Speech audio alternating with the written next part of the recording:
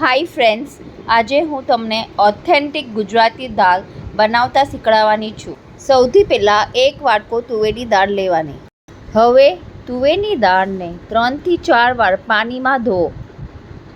3 થી 4 કપ પાણી મૂકીને એને કુકરમાં બાફવા મૂકી દો. કુકરની 3 થી 4 સીટી વાગે ત્યાં તલક થવા દો. દાળની વઘાર કરવાની સામગ્રી: ટમેટાં, લીંબુ, ગોળ, રાઈ, જીરું, મરચાં, કઢી પત્તા, હિંગ અને સિંગ. સિંગ ઓપ્શનલ છે. દાળને બ્લેન્ડર યા ઝેરણીથી ઝેરી લો, એકરસ થાય ત્યાં તલક.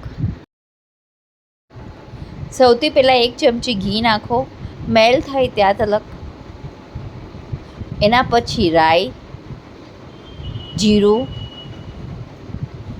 લવિંગ, કઢી પત્તા, મરચાં, હિંગ, ટમેટાં જરા હલાવો. ટમેટાં એકરસ થાય ત્યાં તલક. ટમાટર, એમાં 2 ચમચી દાળ નાખો. પછી મસાલો કરો. એમાં મીઠું, હળદર, મરચું હલાવો. પછી બધી દાળ એમાં મિક્સ કરી દો. પછી સિંગદાણા નાખો. એમાં લાલ મરચું નાખીને હલાવો.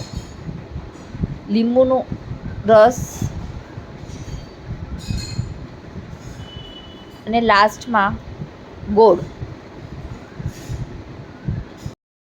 પછી દાળને 5 થી 10 મિનિટ ઉકળવા દો અને પછી લાસ્ટમાં ધનિયા નાખીને હલાવો. આપણી આ ઓથેન્ટિક દાળ રેડી છે.